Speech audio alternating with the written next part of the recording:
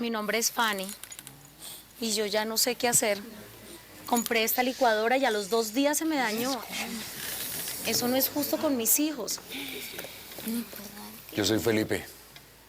Compré un carro nuevo y lo único que funciona ahora es el llavero.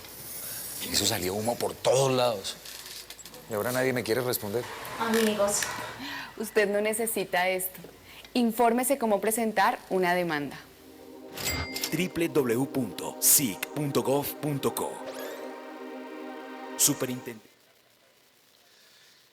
Muy bien, estamos de regreso. Recuerden, por favor, que a través de la página www.sic.gov.co pueden seguir todo lo que ha sucedido durante este congreso y que además en la red social Twitter, a través del numeral 3, Congreso Competencia, pueden ver también todo lo que ha sucedido el día de ayer y el día de hoy en este tercer Congreso Internacional de Competencia, de Libre Competencia Económica.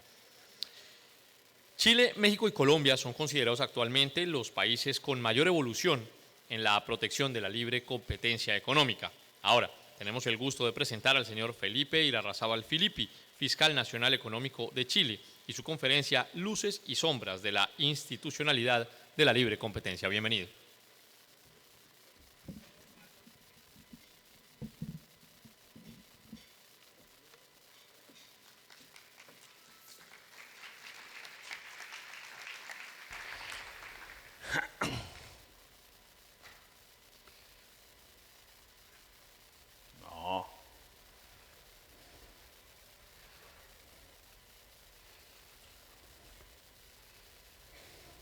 Bueno, muchas gracias a la Superintendencia por la invitación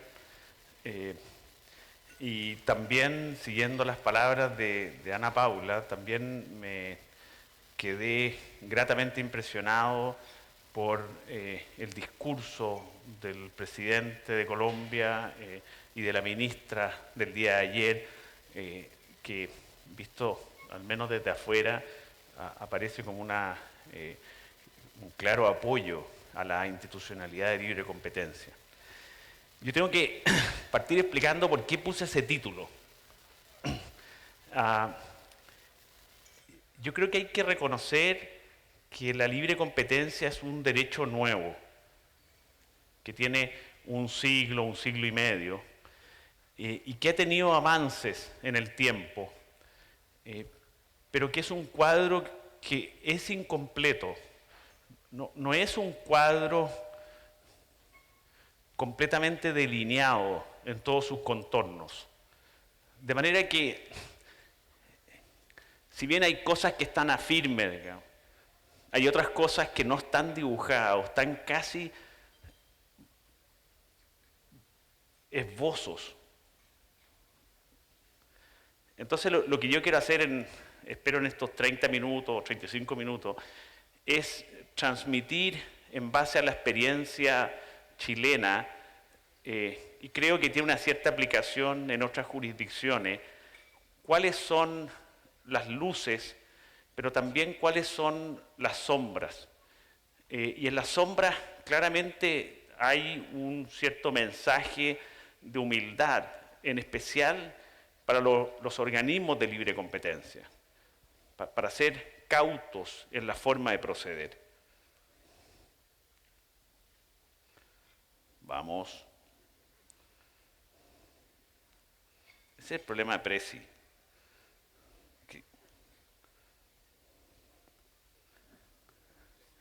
Comando.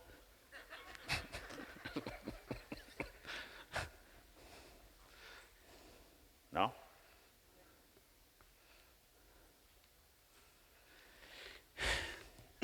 Déjenme venderle algo que es fácil. Y voy a partir con la hipótesis. El problema del capitalismo son los capitalistas. Esto no es una frase mía ni inventada, sino que es un libro que se convirtió en un bestseller de un profesor de la Universidad de Chicago, un economista. Y entonces, déjeme mostrarle las luces que es la economía de mercado y después déjeme mostrarle los problemas de la economía de mercado, y es que tiene la semilla de la destrucción. Y la semilla de la destrucción son básicamente los que adquieren poder de mercado y quieren congelar la situación. Los que se quieren dedicar a jugar golf o tenis todos los días de la semana.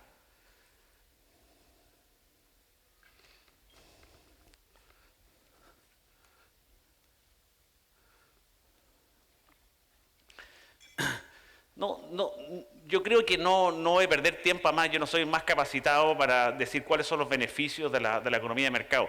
Yo creo que la economía de mercado es capitalismo. Puede que tenga más la prensa la palabra, digamos, pero eso es, digamos. Y el capitalismo en esencia, en una palabra, es que el mundo privado tiene mucho poder, porque es el mundo privado quien en definitiva provee los bienes y servicios. Eso es.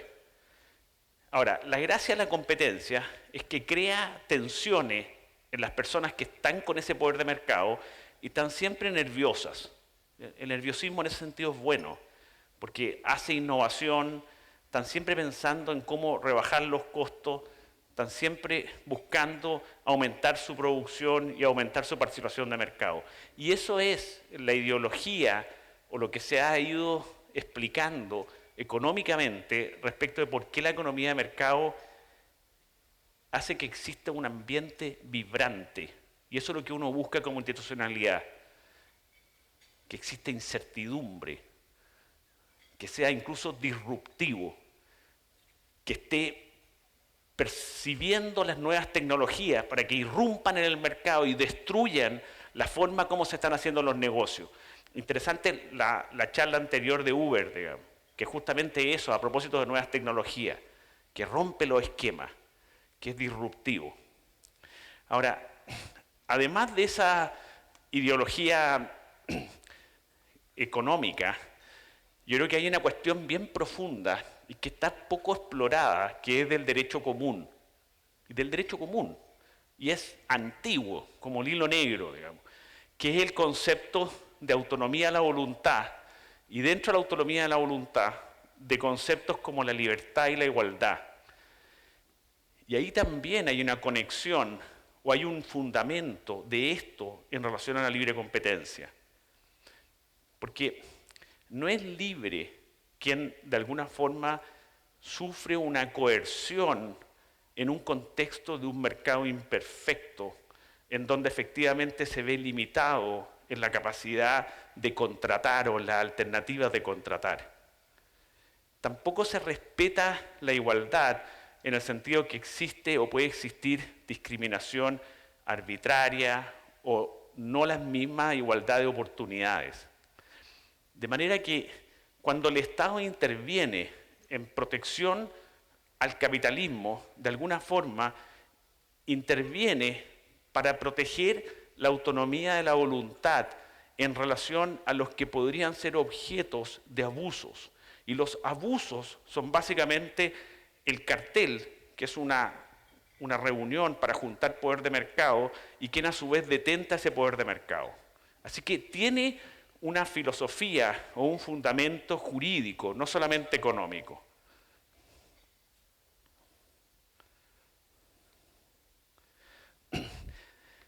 Esto es difícil aclararlo y decirlo, pero es la esencia, este es el combustible del capitalismo, el lucro. Y no hay como institucionalidad de libre competencia que demonizar el lucro. Lo que pasa es que hay que hacer la distinción de cuándo ese lucro es legítimo y cuándo es producto de un abuso. Ahora, el deslinde es una sombra a veces, es un bosquejo.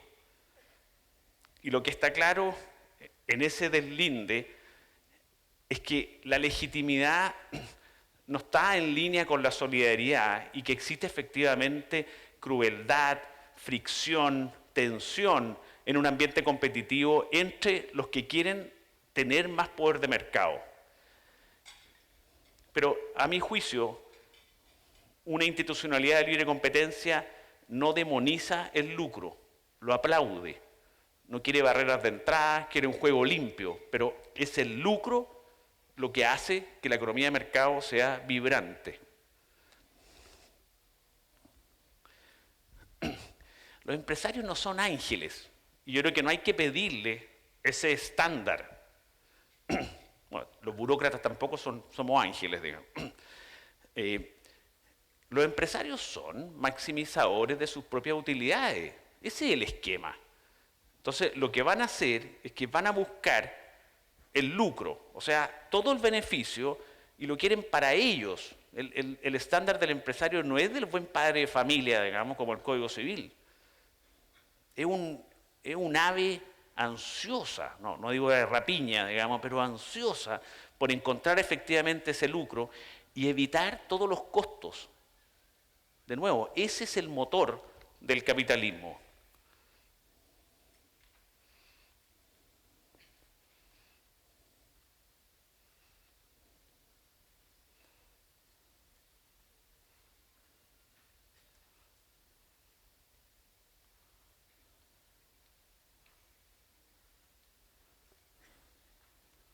No es fácil la vida. Me habían dicho. Y ahora también confesemos algo. Yo creo que ayer el presidente de Colombia lo dijo muy claro. ¿Quién no le gustaría tener un cartel? O sea, pero si el poder de mercado es lo más atractivo que hay, digamos. Y bueno, si uno tiene que tener poder de mercado, llegando a un acuerdo ilícito con sus contrapartes, bueno, ese es el medio, digamos. Pero ¿quién no le gustaría tener un cartel y que uno le mande al mercado lo que uno quiera y que los consumidores no tengan alternativa, sino que simplemente acogerse a lo que uno le manda al mercado? Y no es el mercado mismo como una abstracción el que da sus propias reglas sobre cuál es el precio y cuál es la cantidad. Entonces yo creo que también aquí hay que mirar una esencia ética de punto de vista de que no demonicemos las ansias de querer cartelizarse o querer ejercer poder de mercado en forma ilegítima, sino que cambiemos los incentivos, como decía Ana Paula en la exposición anterior, para que eso sea un mal negocio. Pero de nuevo, es con la frialdad de lo que implica hacer un negocio. Este segundo punto es lo típico en que se enredan los gobiernos y los estados, digamos, de que las medidas pro negocio son muy distintas a las medidas pro mercado. Y aquí viene el otro punto. Aquí está.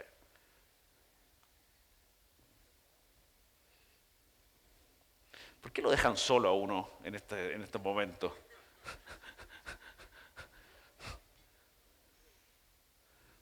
Aquí tengo ayuda. Ese es el. Ponga ahí, ponga next y voy con este. La captura del Estado. El mejor negocio del mundo empresarial es abrazar al Estado, a una superintendencia, a un organismo de libre competencia. Ese es el mejor negocio. Y probablemente esa es la gran fortaleza de los organismos de libre competencia. Porque los organismos de libre competencia no tienen matrimonio con una industria, sino que tienen muchos pololeos o muchos novios o muchos noviazgos cortos, donde hacen una investigación, revisan un mercado, terminan con ese mercado, después empieza otra investigación, están permanentemente cambiando. Entonces, las empresas, probablemente ese es el gran temor que tienen, que no le pueden transmitir las preocupaciones propias de una industria a los organismos de libre competencia, porque los organismos de libre competencia están de paso en una investigación en una industria concreta.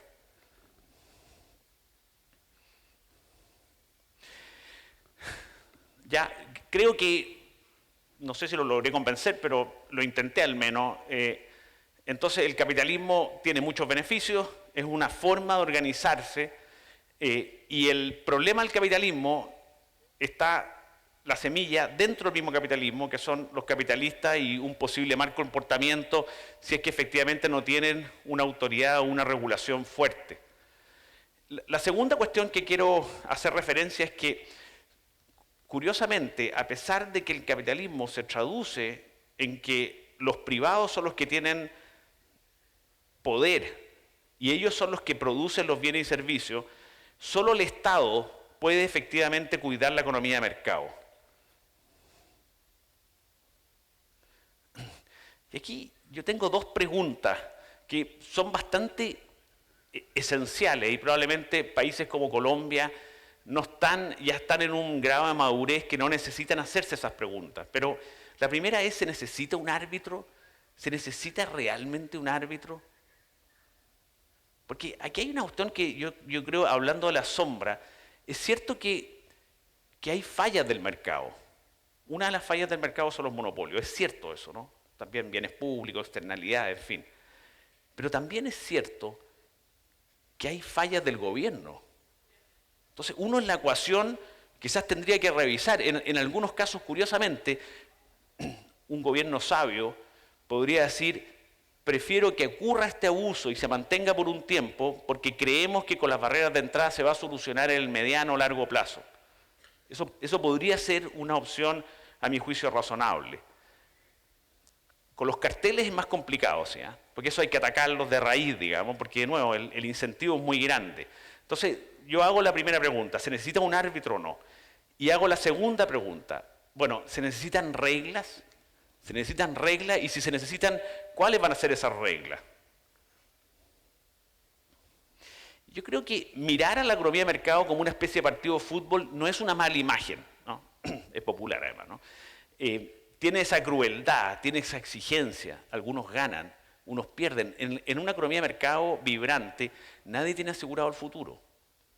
El que tenía poder de mercado, el que era IBM, después Microsoft, después Google, nadie sabe, digamos, quién va a ser efectivamente el que va a tener ese y va a detentar ese poder de mercado. Es cruel, es exigente.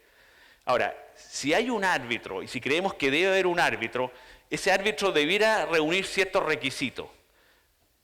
Primero, el árbitro no juega. Yo creo que esto es importante, ¿eh? En los países, al menos latinoamericanos. Si el árbitro cree que puede jugar, y en el sentido de producir bienes y servicios, y ante cualquier problema en el mercado está la tentación de reemplazar ese juego del mundo privado por el Estado efectuando las producciones, bueno, quizá ahí los privados tienen un punto, digamos, y aquí de nuevo esto podría ser una sombra. El Estado tiene que ser, el árbitro tiene que ser sobrio. Por eso los árbitros están de negro, digamos, no puede salir con una polera de colores, digamos, ni tampoco pensar él que puede dominar la pelota, digamos, en la mitad del juego, digamos. Tiene que estar con una distancia y con una sobriedad. ¿Puede ser los mismos actores sus propios árbitros? ¿No? ¿Puede ser que las asociaciones gremiales a veces se consideren como árbitros de sus propias industrias? ¿No es eso un mal chiste para la economía de mercado?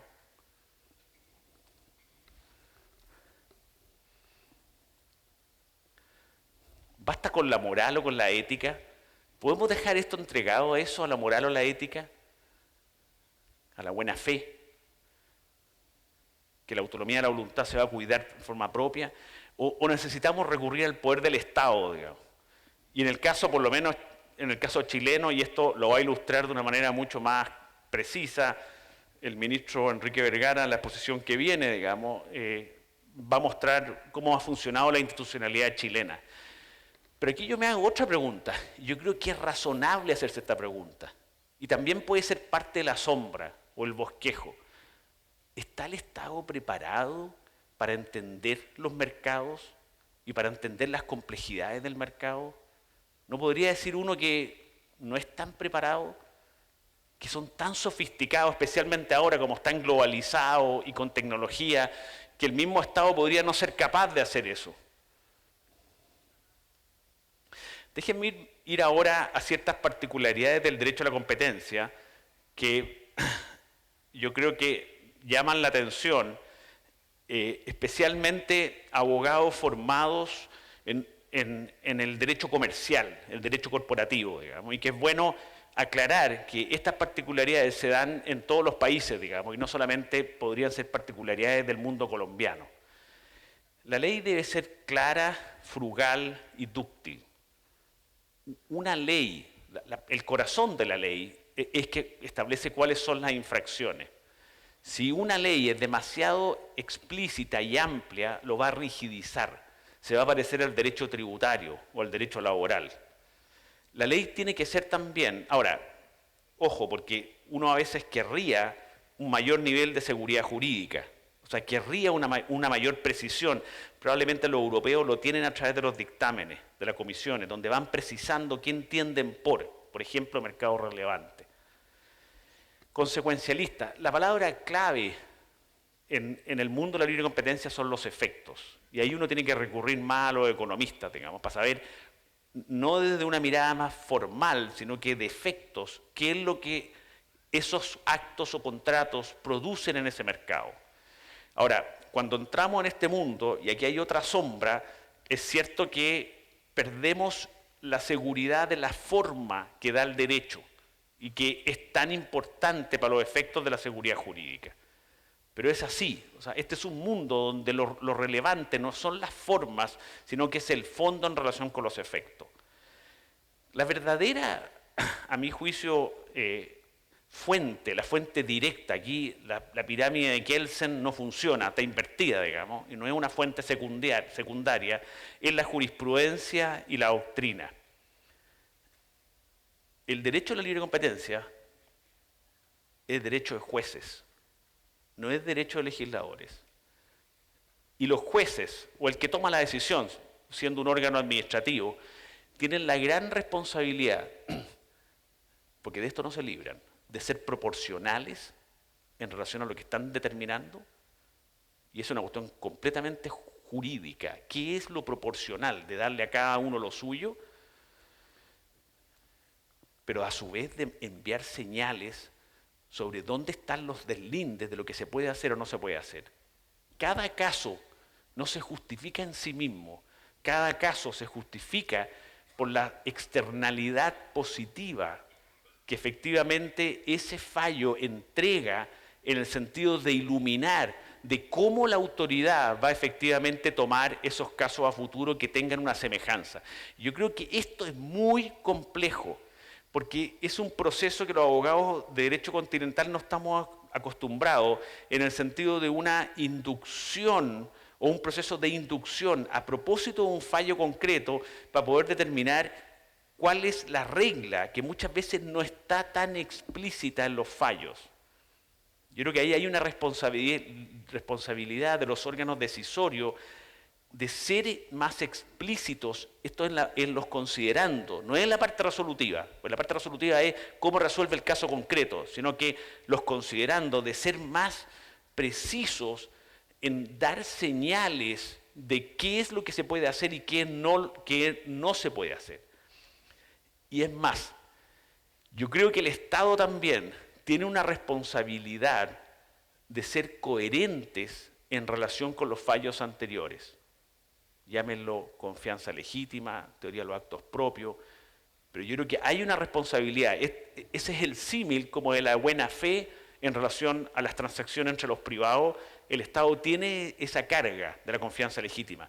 Ahora esa carga no puede ser un cepo, o sea, tiene que permitirse igual dentro de un sistema que es un contexto de common law, tiene que poder permitirse igual de que existe una cierta flexibilidad. Pero si cambia la regla, tiene que explicarlo por qué.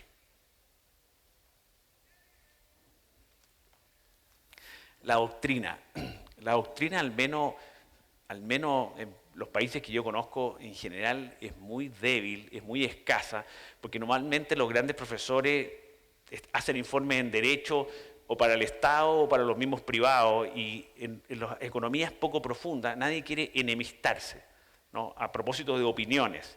Si uno tuviera profesores que estuvieran mirando lo que está haciendo y que fueran críticos, pero independientes, yo creo que estaríamos aumentando el test de la risa o de la vergüenza en relación con decisiones que son pobres, mal fundamentadas o que son malas, derechamente, porque se está haciendo algo que es incorrecto. Ahora, el problema de la jurisprudencia es que tarda. el problema es la jurisprudencia, y eso es una sombra, tarda. A diferencia de una ley que es mucho más precisa o puede ser más precisa, la otra tarda. A veces puede ser contradictoria, a veces puede ser poco clara. Hay sombras ahí. Pero así funciona este sistema, porque es lo que le da energía, digamos, y así se van tomando las decisiones. Después, especialidad y conocimiento de cada industria. Yo creo que el que le gusta hacer copy-paste como abogado está perdido aquí, porque aquí no hay orillas, digamos. Y cada mercado en particular es un mundo, y uno tiene que efectivamente analizar ese mundo con sus particularidades. Uno no puede investigar un caso o hacer un análisis de una industria con una sarta de abstracciones. Ese es un error. O de experiencias que uno tenga respecto a otra industria. Cada industria requiere un conocimiento concreto. El problema que pasa con eso, y la sombra, es que a veces se pierde el sentido común. Porque de tanta sofisticación, tanta particularidad, uno tiene que hacer que la explicación o el cuento sea posible de explicar en 5 o 10 minutos. Si no es posible eso, hay un problema, digamos. Uno debiera poder hacer eso, ¿no? Derecho extranjero. Yo creo que esa también es una fuente primaria. Y aquí entramos en el mundo de Frankenstein. O lo que yo llamo los trasplantes con viajeros permanentes. Personas que les conviene algo de algún país, entonces sacan el brazo, después la cabeza la sacan de otro país, las piernas de otro país, y inventan una solución que no existe en ningún país, digamos, que es un Frankenstein legal de trasplante de derecho comparado. Yo creo que eso es obviamente un error. Hay que tener mucho cuidado con las cosas que se trasplantan y que se hagan en un contexto. Pero claramente hay 2 centros de producción en el mundo de la libre competencia, uno de Estados Unidos y el otro de Europa. El problema es que esos 2 centros de producción no tienen los mismos resultados. Es verdad que este es un tema de convergencia y se han visto casos donde obtienen soluciones contradictorias. Lo más claro en eso son los temas de abuso unilaterales, que tienen 2 posiciones que son muy distintas. En carteles más parecidos, en fusiones también pueden haber ciertas diferencias, digamos, pero en abuso es claramente muy distinto. Entonces uno tiene que dar señales dónde está ubicado, más o menos, en esa, entre comillas, guerra fría en esta materia, digamos, entre Europa y Estados Unidos. Ahora, de nuevo, cuando uno habla de derecho extranjero, tiene que tener mucho cuidado, porque también si lo presenta como una fuente, después le va a costar mucho vender ese argumento ante la Corte Suprema, digamos, o ante el Tribunal Ordinario, porque estas son particularidades del derecho a la competencia. Entonces, también la invitación es que uno se puede sentir muy especial en esto, pero tiene que empaquetarlo de una forma que haga sentido a la estructura general del país, jurídica, digamos. No, uno no puede creer que es tan especial. Yo creo que eso es una tentación de la misma autoridad, digamos.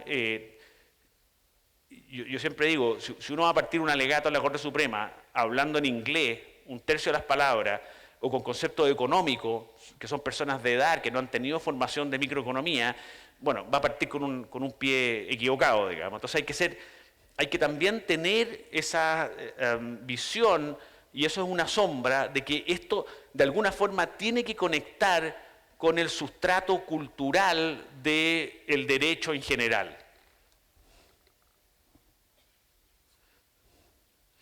Esto voy a pasar más rápido porque yo creo que ya entre ayer y hoy ya se desarrolló. Yo sé que además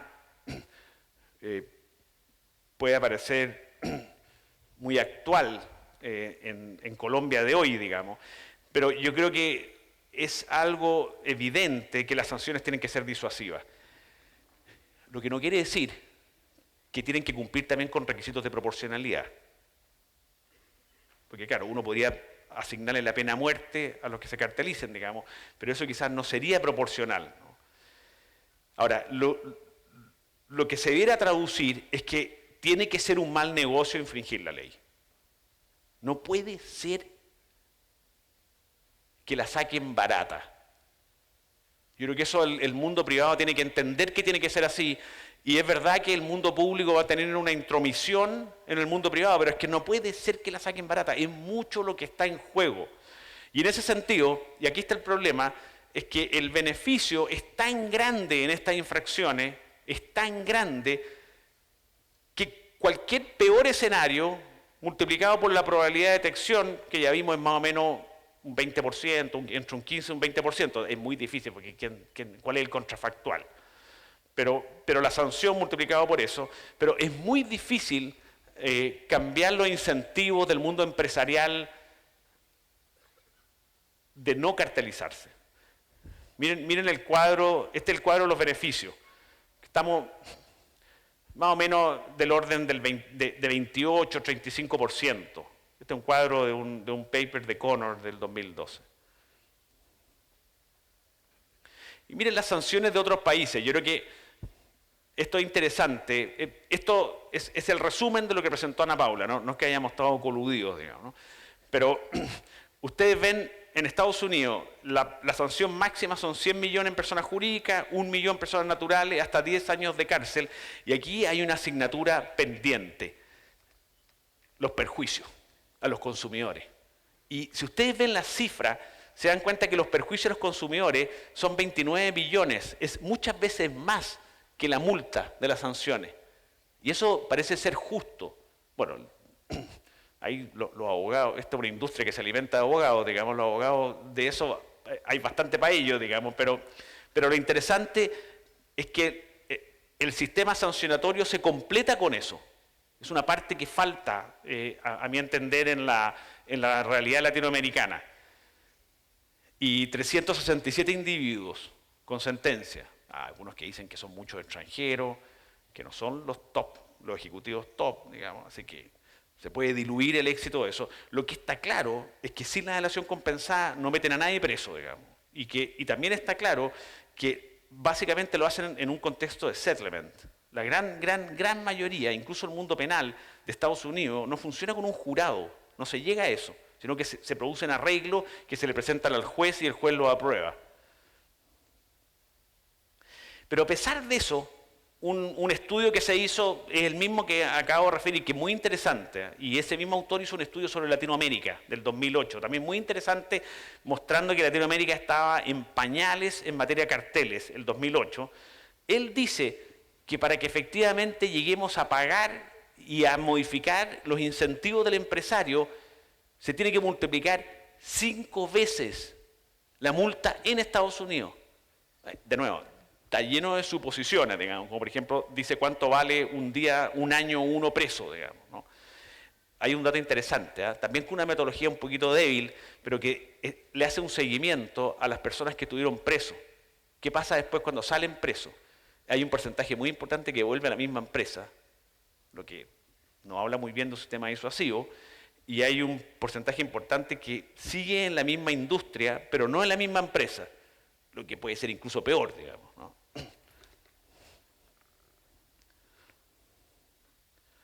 Y esto es Europa.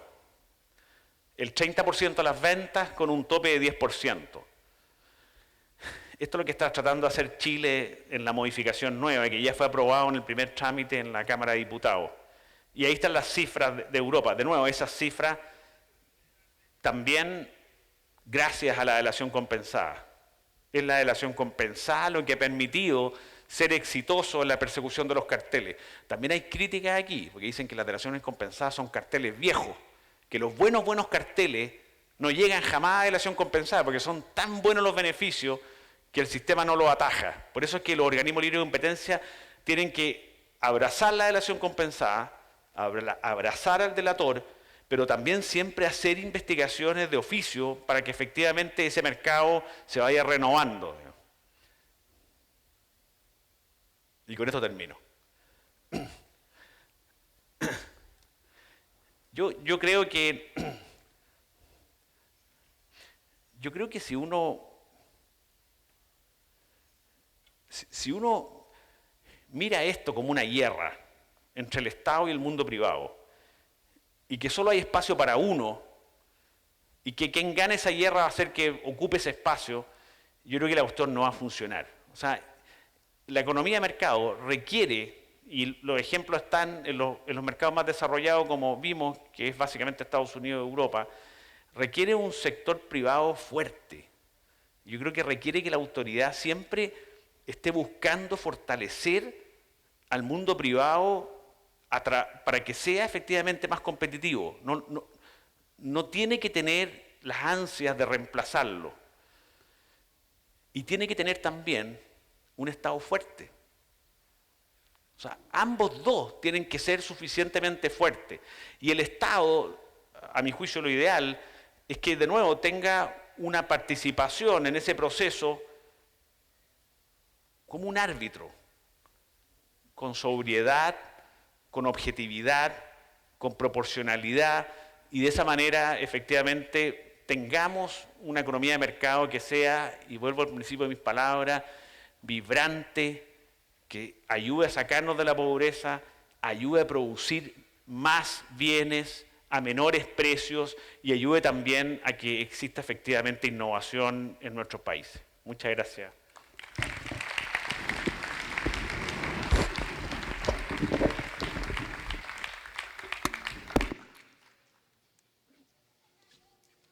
¿Qué te parece si le agrandamos el tamaño? Sí, me parece. ¿Y qué tal si decimos que tiene más contenido, eh? Además nos inventamos una oferta, no sé, 2 por 1.